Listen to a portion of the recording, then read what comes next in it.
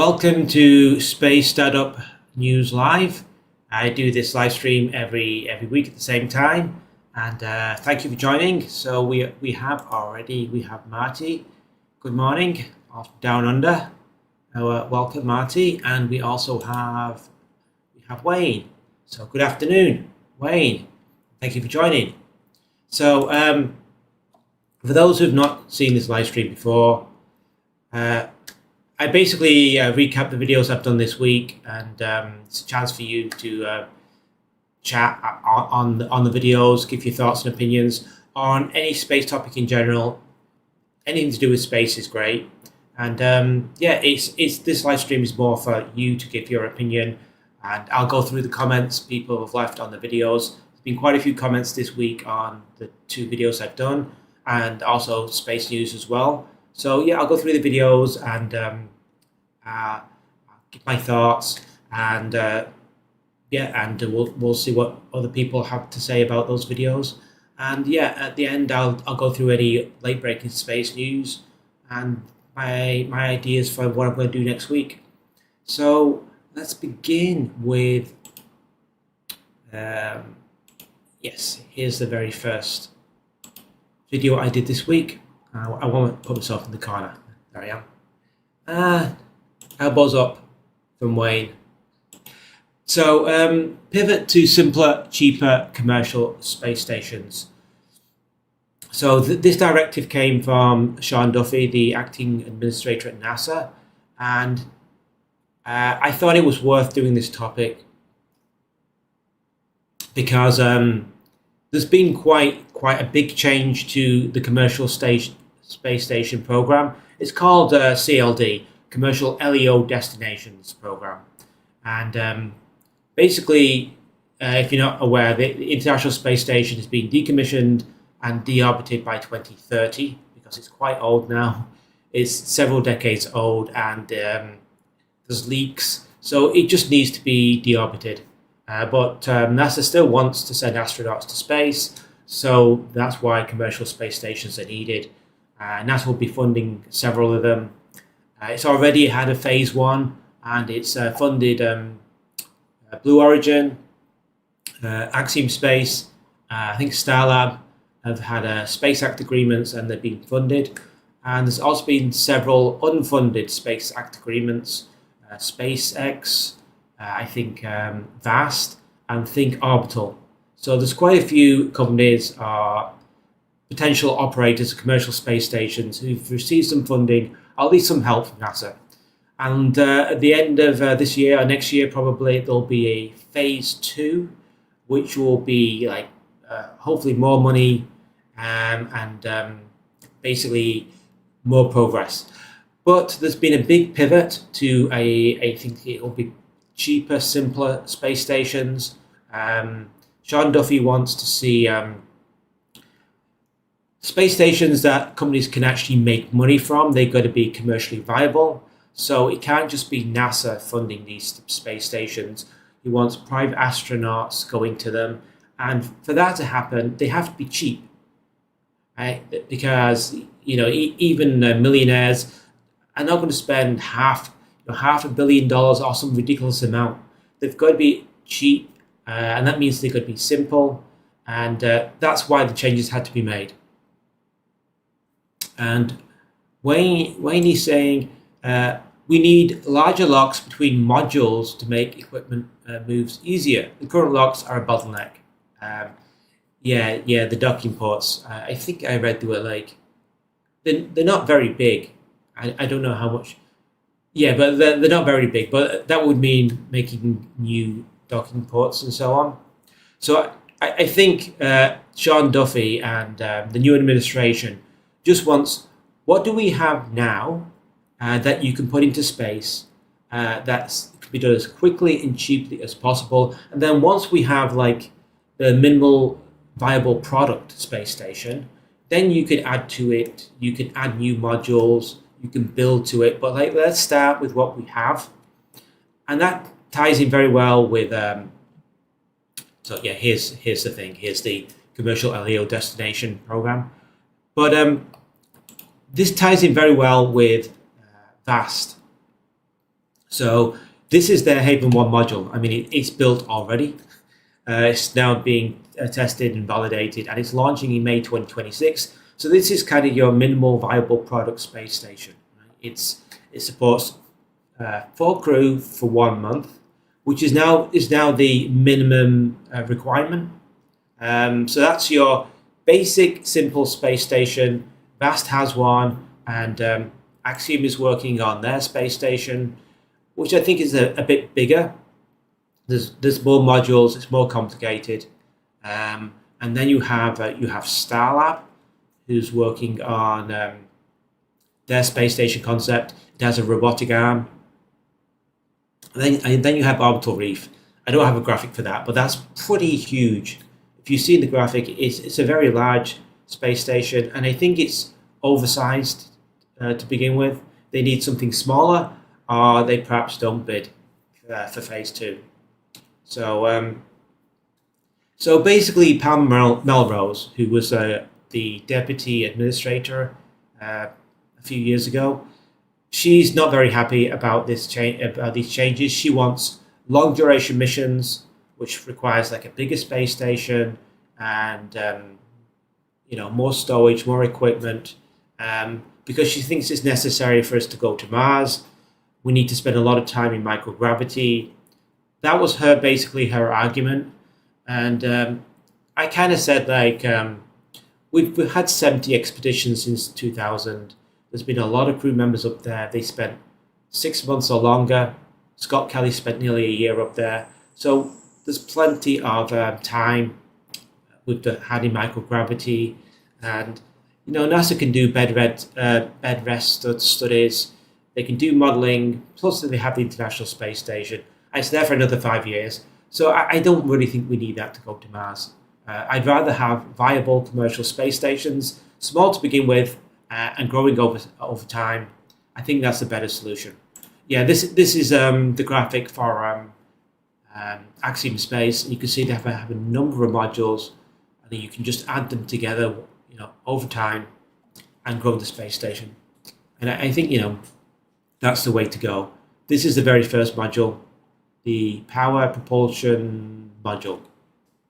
I can't remember what the T stands for, but basically you've got these habitation modules, and then you can just add to them over time. And VAST is launching next year, and their mission profile is 4 crew for 1 month, which is now acceptable to NASA. And another thing is they're going to use Space Act agreements, which are much simpler than the FAR contracts. That's Federal Acquisition Regulations. They're very, very complicated and inflexible and difficult, especially for small companies to comply with. So Space Act agreements are more lightweight and just easier. So that's what NASA's going to use going forward, at least for phase 2. Eventually there'll be a proper official contract, but that'll be a later stage. Okay, and Marty said the T is thermal, power, propulsion, and thermal module, which is this one on the left, and that's what Axiom is building first, because that's what NASA requested them to do first. NASA said, "Can you change it and do this module first?" So that's what they're working on. And yeah, here's another graphic of another photo of VAST with their Haven 1 module. This will be the first one. They have plans for Haven 2 and eventually a rotating space station with gravity.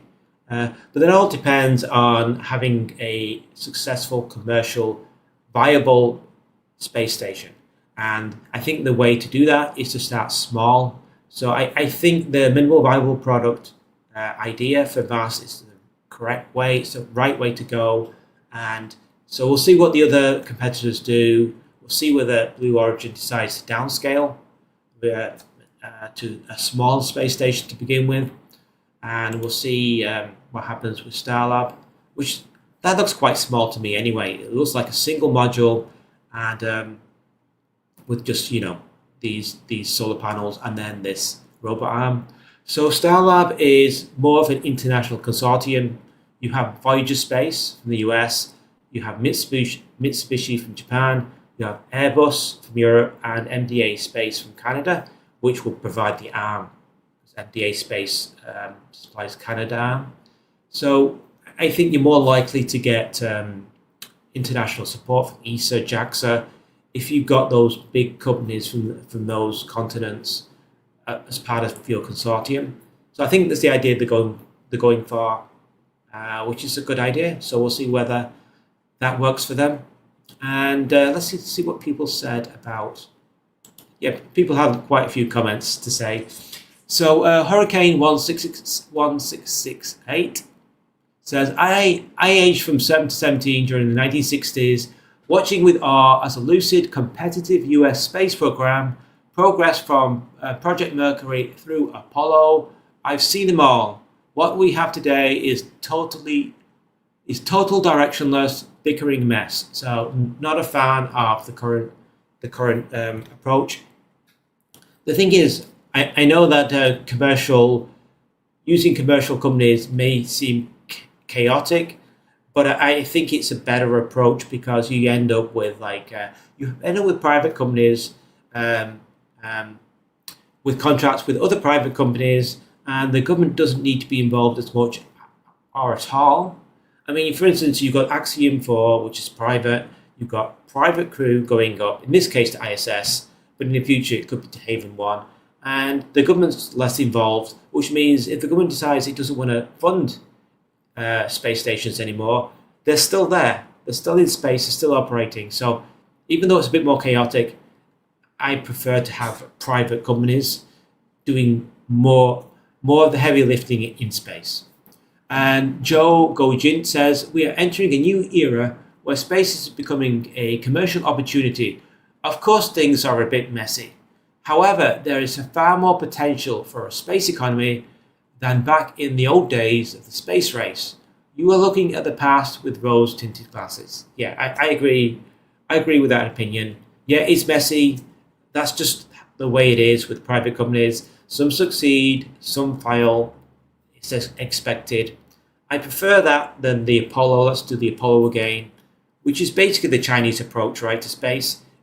Their space station and their plan to go to the moon. It's command economy. It's just like Apollo, and it's great when the money's there. When the money stops, China has no space program. So I think NASA's approach is better.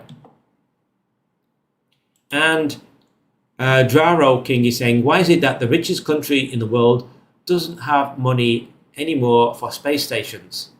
Well, the budget, I think, is like 300 million. And then at 28, 29, it goes up to about 600 million. But yeah, it's not enough.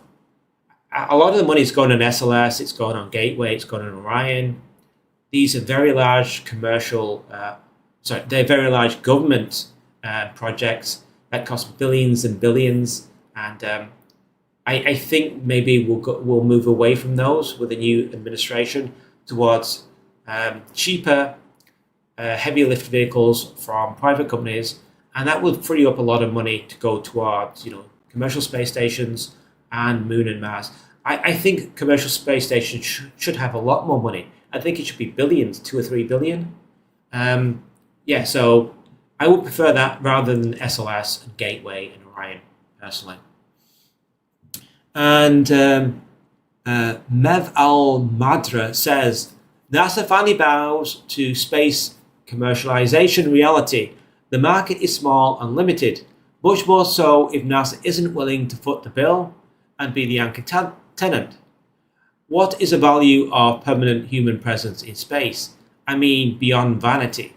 What objective, commercially viable argument can be made? I'm sorry, but Pam Melroy's argument sounds a lot like boilerplate NASA job speeches. NASA is trying to justify its astronaut corps and its massive personnel and facility costs, and they can't.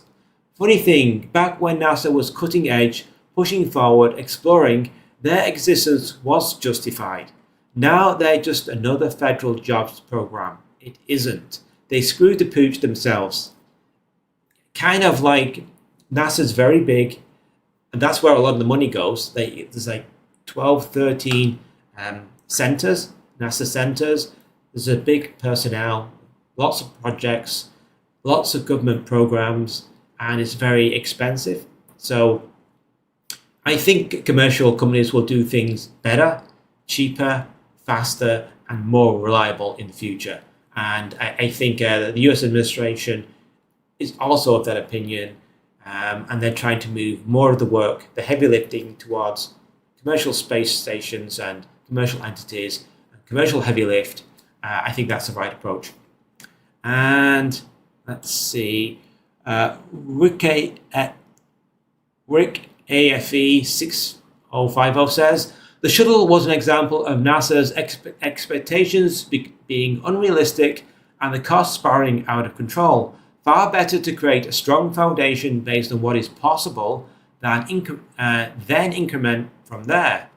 It's more than likely that once the commercial space stations get up and running and hone down the efficiency, the longer stays will naturally progress. Yes, I think that's exactly the right approach. Start from what we can do now and is commercially viable, and then build over time. There's no reason you can't attach. Assuming you design your space station, you can add a module. Keep adding modules. Add a robotic arm. Just build it over time. I think that's the right approach. Yes. So there's another set of comments, and Kai Jenkins says Pam is right. Where commercial spaceflight is a benefit, relying on them for deep space missions and technology is a big issue, which is what a human landing system is proving. The reason for reducing the presence in space is because of the unnecessary budget cuts. We need a continuous presence because that is literally preparing us for Mars. So, okay, he agrees with Pam. And Mr. Glenn Space says, not really, since there will be some long-term stays, plus lunar landings will have longer terms. And Marty saying LEO stations are not really deep space though. Yeah, I mean, low Earth orbit, you're inside the Earth's magnetic field, you're shielded from a lot of the radiation, so it's not quite deep space. Gateway would have been more deep space if that happens. And so I mean, basically, I think we've had quite a few expeditions. We have a lot of information, microgravity, and you can do bed rest studies and so on. So I think we have enough information to go to Mars.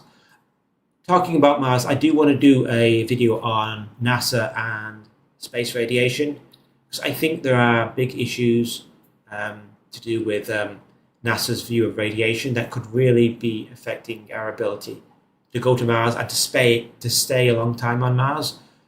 That's another video I want to do because I think there's some issues there.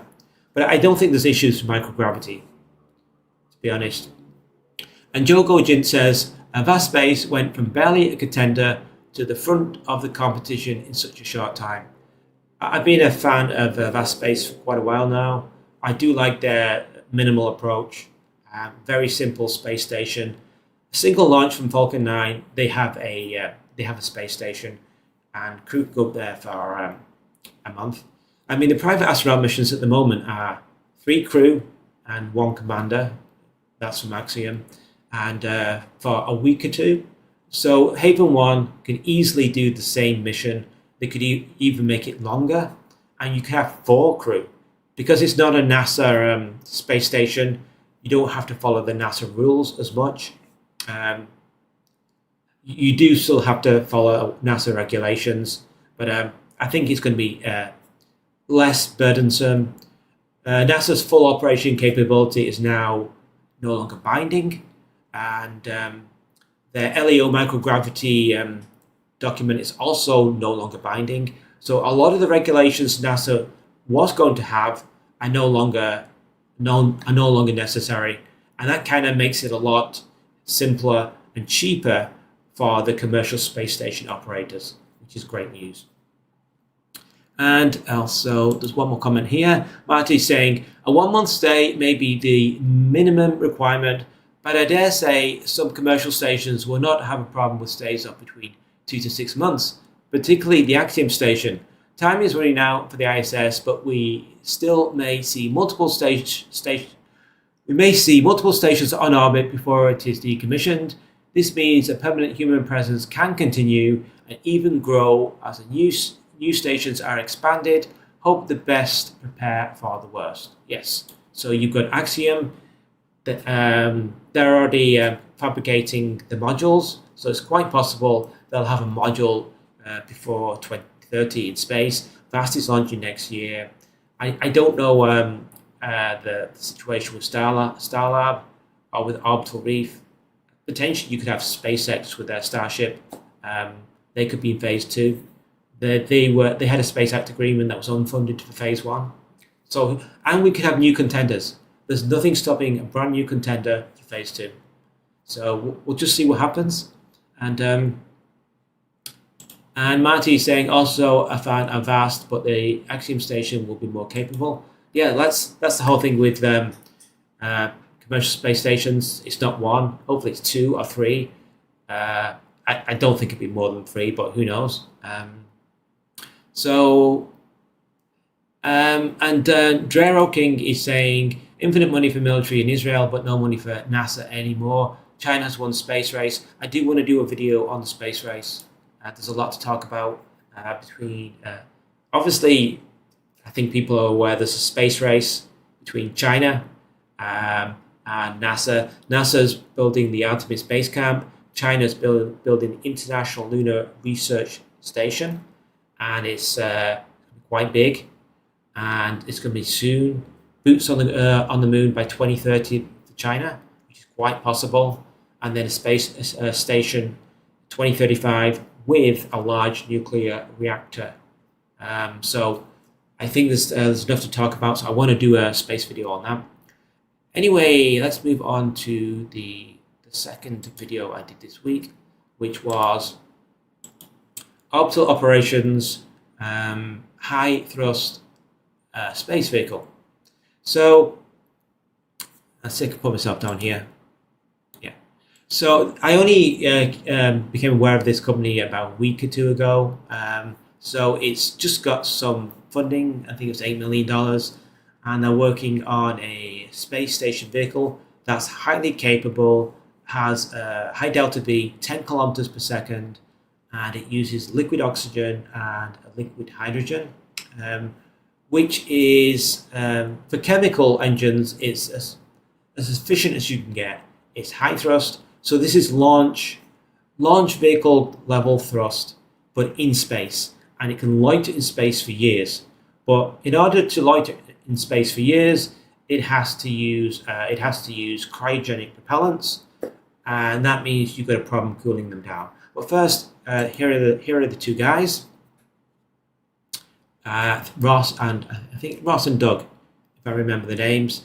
Both of these have worked at various companies. They met at Relativity Space. They're working on the Terran 1 and also on the Terran R engines.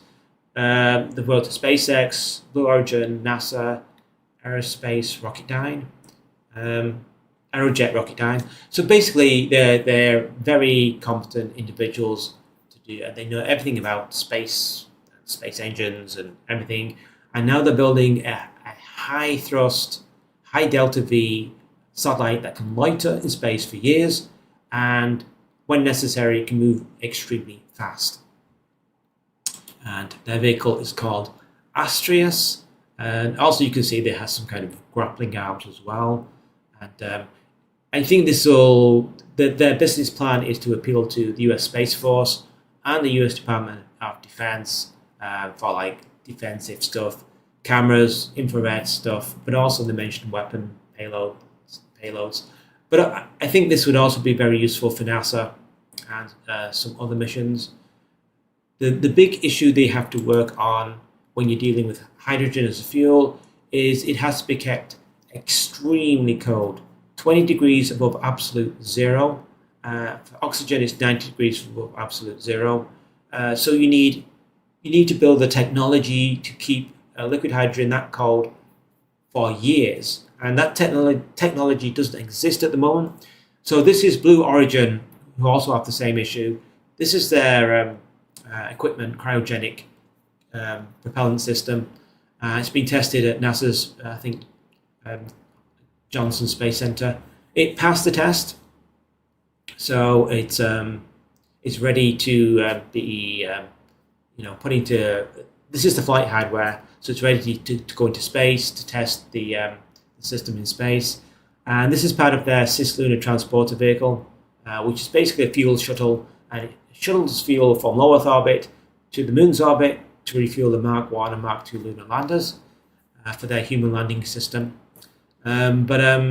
So orbital operations kind of doing the same thing, but on a smaller scale, and it's more to do with low Earth orbit, but it's kind of like a fuel shuttle as well.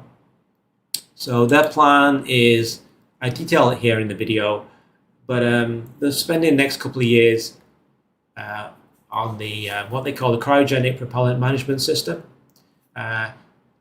ensuring that they can cool the oxygen down first, and then they'll work on cooling the hydrogen down.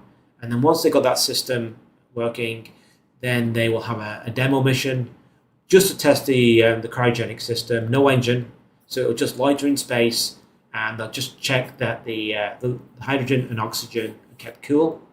And then they'll work on the engine, and then finally they have a demo mission where they can maneuver in space. So I do mention various potential missions, including, for instance, for NASA, for challenging orbits or high energy orbits. I mentioned it could be used for commercial station reboost. And one thing I didn't mention in the video is potentially comet interceptor. There's a number of comets, including some interstellar ones, that are in the solar system, but because they move so fast, it's difficult to launch a vehicle and intercept. But if you had this vehicle already in space, fully fueled, and with high thrust, potentially it could reach those comets in time, or asteroids. We have Apophis coming near the Earth soon. So there's a few comets or asteroids that this vehicle could potentially intercept. So there's various kinds of missions it could do, and it could also shuttle fuel to other satellites, or it could buy fuel from other companies. And I mention here, I have this graphic here, of how it fits into the ecosystem, and potentially it could be buying hydrogen, oxygen, or water from lunar harvesting companies. You have a few of them like Argo Space, Ethos Space Resources, also water from asteroids, Carbon Plus. So those companies could sell potentially to orbital operations, and orbital operations could sell water or hydrogen and oxygen to Blue Origin, or various other companies like Orbit Fab. Obviously, they're selling services to government, Department of Defense, Space Force, NASA, and they can basically do commercial activities such as orbital repositioning, end of life decommissioning, orbital debris management, refueling. So there's potentially a lot of services it could sell. So yeah, it's quite interesting, and it's a brand new space startup. So let's see what people had to say about orbital operations. So Alan Gable saying use water and split it on demand. Well, I think that's their business plan. If you just send water into space, there's just a tank of water which is stable, and then you can use electrolysis and solar panels to split it on demand. Apparently it takes 2 months, and then store the liquid hydrogen and liquid oxygen. So you just have to use water to move around, and then you have the capability to split it into the propellants as needed. So Wingsley saying, I don't know if this Golden Dome initiative is going to ever really bear fruit, but if it does, the US DOD, Department of Defense, will need every kind of new and innovative hardware to make it possible and practical. That will likely mean we'll be seeing more of orbital operations, Blue Origin's transporter, and hopefully reusable Centaur 5 and ACES from ULA. Reusable Falcon 9 first stages are only the beginning of the commercial spaceflight revolution. here's to hoping that these companies succeed. Yeah, I think hopefully we're in a new golden age of commercial space operations, in space logistics, new vehicles, medium lift, heavy, super heavy commercial launch vehicles, lunar operations, lunar harvesting, asteroids, all kinds of missions, commercial space stations, and all these commercial companies working with other commercial companies, and the government not needing to be involved directly. They can just buy a ticket, buy a service, and use commercial operations. So I think that's what we want. And I think it's going that way, which is great news. And Thomas Haberkamp is saying, when this system is in place, SpaceX can scrap liquid methane. So I think quite a few companies are now liking the idea of using liquid hydrogen and liquid oxygen. You've got orbital operations, you've got Blue Origin, and I know their first stage is methane, but the upper stage is hydrogen. 6 lunar transporters, hydrogen. Mark 1, Mark 2 lunar landers is hydrogen. Orbital operations is now hydrogen. Argo Space is using water, but it can also split it for hydrogen and oxygen. You have Momentous, which is it's got a water-based satellite. So there's quite a few companies now thinking hydrogen's the way to go. And I want to do a video on this. You've got to think about nuclear propulsion. That's the next stage. Once chemical engines are, you've got all the efficiency you can get out of them. You've got the highest ISP. You can't really go any more. The next big step up is nuclear propulsion, and that will use hydrogen. So there's 2 types. There's nuclear thermal propulsion and nuclear electric propulsion. I want to do a video. I want to compare them. I do have a favorite, but I'll get into that in the video. But orbital operations is well positioned for nuclear engines, but they already can store hydrogen. They've got all the systems, the cryocoolers, the fluid management. So they potentially wanted to do a nuclear engine to begin with, but they've decided to use chemical thrusters for now. But I think once private companies get serious about nuclear propulsion, hydrogen's the obvious fuel. So why not learn to use hydrogen now, learn how to store it, and you're then well positioned for nuclear in the future. So anyway, that's orbital operations, and we'll see how it goes with them in the future. And then space news. So I had 3 stories. I had the you can see here in this little inset. This is Moonracer. This is Intuitive Machines LTV, our lunar terrain vehicle. It's a moon buggy. So the NASA wants a moon buggy. So 3 companies have been funded by NASA, and it will pick one of them by the end of this year. Moonracer, you've got the Eagle from Lunar Outpost, and then you have the Astroflex rover from Venturi Astrolab. So they're all competing. These moon buggies, unlike Apollo, are autonomous. They don't need a crew, so they can be operated throughout the year. They can last for 10 years. They're great for moving equipment around, scientific experiments, exploration. You can map the moon's surface, and when the crew are there, they can drive them around. So this is Moonracer. I don't know if I have a video. Actually, I think I do have a video here if I bring it up, just so you can see what it looks like. It's up in the corner. So this is Intuitive Machines, which are known for their moon landers. So IM-1 and IM-2, the 2 moon lander missions. Both of the landers toppled over, but there's an IM-3, there's an IM-4. So hopefully they'll figure out how to land and stay upright on the moon. But in addition to the lunar landers, they're working on a LTV. And this is their render of, you can see it on top there. There's a Moonracer on top. And the satellite, or the vehicle, is actually a Nova D. So this is the larger lander. It's much bigger than the Nova C lunar lander, and it's big enough to land the LTV on the moon. And yeah, it lasts for 10 years, and basically it can survive through the lunar night, and it's fully autonomous, and it can store a lot of equipment, and it has a trailer, as you'll see in the render. Once it's landed, there it is on the top, and basically it gets deployed on the surface. And yeah, this is like there's room for two crew members there, and yeah, so NASA's tested it, validated it, and the final proposal has been submitted to NASA this week, and NASA will decide over the next 6 months, hopefully. They'll pick one of them, but I mean, potentially these moon rovers could be deployed anyway, even without a NASA contract, if there's commercial contracts. And you'll see here at the you'll see it deploy a trailer behind the moon rover. You can see the trailer there behind. That gives it extra storage space for equipment, for collecting samples or whatever.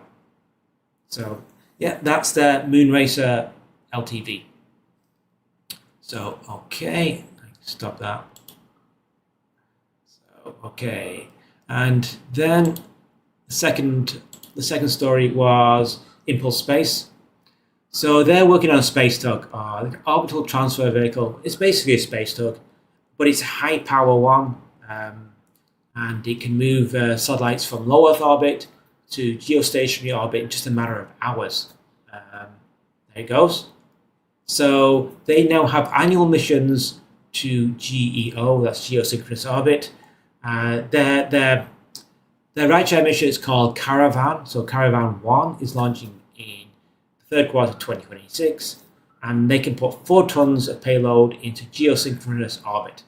And then there'll be Caravan 2 the next year, and then Caravan 3. So that's Impulse Space. Okay, so that's the second story, and then I finally did a story on, what's the third one I did? I did, what's this one here? Oh yes, Axiom Space, the last 100 days. So this is basically a video they released on everything's happened the last 100 days. So they've got a new CEO. They've awarded some money from Texas Space Commission, data centers. They're basically working on their spacesuit. This is the Neutral Buoyancy Lab. This is for simulating lunar gravity, and checking the spacesuit works properly, and yeah, so that's for the Artemis missions. And also Axiom 4 took off. I spent a couple of days or a week or so on the International Space Station. So you had an Indian astronaut, Polish, Hungarian, and Peggy Whitson. So this is the 4th private astronaut mission.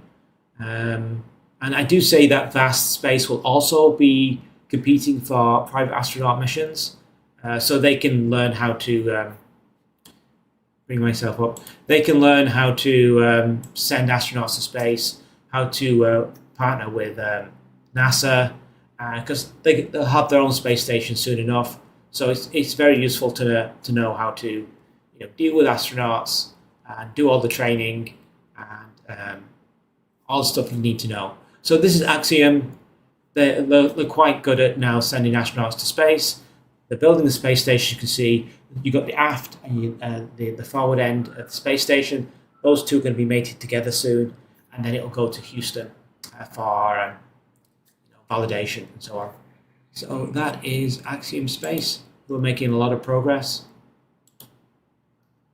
with their space station, with private astronaut missions, and with their spacesuit, which is a critical component for Artemis. No one else is working on the spacesuit other than Axiom. So I think this is why they will get money from NASA for a space station, because they need money, because their financial situation is not great. So we'll see what happens with space stations and with Axiom Space. And I think we had a few comments as well somewhere. Yes, on Space News, and bring it up. So, Wingsley saying, good to see Axiom exhibiting forward momentum on the Axiom space station. Let's hope that Intuitive Machines finally gets it right with their new and improved lunar lander. Something I do not understand about spacesuits and lunar surface transportation equipment. The public have been told that the lunar surface is chock full of hazards, from bullet-like tiny meteors to solar radiation to solar particle wind and cosmic rays. If we accept this as a driving rationale for moon-based designs that bury habitat modules of any kind under tons of lunar regolith to shelter from these hazards, why is an open cab lunar rover vehicle or a spacesuit considered safe? How are these hazards not as hazardous? Well, that kind of ties into the video I want to do on NASA and their attitude and approach to space radiation, or radiation in general. I think it needs to change. I want to do a video on that because it really would be harmful, especially for Mars, unless they change their approach to radiation. But anyway, yeah, definitely that's an interesting question. I don't know the answer, but I mean, for practical reasons, they need an open cab. There will be pressurized rovers in the future, I believe. JAXA is working on one. That's part of their contribution to Artemis. They will have a pressurized rover. And Marty is saying, if I remove myself from here for a moment, Marty is saying, with the Axiom Power Propulsion Thermal Module nearing completion, I have the feeling the other space station modules won't be far behind. Relatively speaking, of course, because they are mostly already under construction. Axiom's working on it. Starlab. I don't know the case with Orbital Reef and Blue Origin. I don't have a lot of visibility into their space station construction. Also, Sierra Space are working on inflatable habitats. Potentially, they could bid for phase 2. They have Dream Chaser. They have the inflatable habitats already. Some of the smaller ones are qualified. The Live 10 is very small, but it is qualified, and they're working on the Live 285 cubic meters, and they have much bigger ones. They have a Dream Chaser vehicle, so potentially they could bid for phase 2. So yeah, and also SpaceX Starship. So potentially we could have quite a few commercial space station concepts. So fingers crossed. Okay, we have Carbon Star. So let's bring this up. When we talk about nuclear thermal rockets, in the past we test them on Earth and once in orbit. How would R&D look like today? Thanks for all your work. It's an amazing channel. Thank you, Carbon Star. There was a Lyle and Myers paper on nuclear reactors, and their recommendation was first start with a nuclear fission surface reactor. So just go for power to begin with, and then we'll figure out the propulsion. Power has real customers now. NASA could make great use of a nuclear reactor on the moon for habitation, for scientific experiments, for lunar harvesting. It would be really useful. And Artemis will now have a 100 kilowatt micro nuclear reactor. In fact, it's the very first piece of equipment that NASA will have as part of their base will be now a 100 kilowatt nuclear reactor. So that's fantastic. So once you have that, you have the generation 1, then you work on Gen 2. So Gen 1 is 100 kilowatts, Gen 2 is 100 to 500, Gen 3 is 500 to 2 megawatts. Once you're on Gen 2, you can start thinking about nuclear thermal propulsion, nuclear electric propulsion. And yeah, definitely going to do a video on that because that's the next step, and that would make getting to Mars a lot quicker and so on. And so in terms of what the R&D looks like, I think you do a test, you do a demo on the Earth first, just to make sure the reactor works, and then you can either do an in-flight test, in-space test, or just send it to the moon. That's the plan. So, and it's going to be funded, and I think NASA's supposed to come up with a proposal pretty soon. So there will be companies working on a reactor for the moon, hopefully quite soon, which is very exciting and very, very useful to have. I'm sure NASA's very happy about that. So anyway, that's the situation this week. That's the 2 videos. And in terms of other space news, the Atlantic Spaceport Consortium secured a 5-year license from Portugal's Space Authority this week to build and operate a launch center on the island of Santa Maria, which is in the Azores. So it's off the coast of Portugal. And Space Forest, which is a Polish space company, space startup, will be launching from this spaceport. I think the very first launch will be from here, and it's potentially later this year, if not next year. And then they'll be launching from the North Sea on a sea platform. But yeah, this is another European spaceport to add to Saxford and S-Range and the Norwegian one. So basically, there's quite a few spaceports for Europe. And also, I'm not talking about launch pad, we have Stoke Space. So much progress is in just one photo. Lightning protection systems going in, umbilical tower welding underway, fresh steel, lean to rising, launch mount shoring coming out, plus diverter frame and surface fabrication all happening right now at Slick 14. So Stoke Space is a very promising company working on their Nova launch vehicle, and so they're making progress with their launch pad. So you got Stoke Space, you got Relativity Space. There's quite a few launch providers preparing to launch, perhaps next year. Stoke Space, Relativity Space. You've got the European launch providers. You've got ISA Aerospace. You've got RFA. You've got Space Forest. You've got Sky Aurora. So there's a lot of commercial companies, various sizes, from the micro launchers to medium lift launchers. You've got Neutron launching soon this year, and then you've got super heavy lift with SpaceX. So there's a lot happening, which is very exciting. And in terms of what I'm going to be covering in the future, I do want to do a space race video, China versus NASA, and I want to do nuclear propulsion, because the study did recommend power first, but then move on to nuclear propulsion. So I want to talk about nuclear thermal propulsion, nuclear electric propulsion, and I do have a favorite, so I want to go into that. And I do want to talk about the Artemis Base Camp.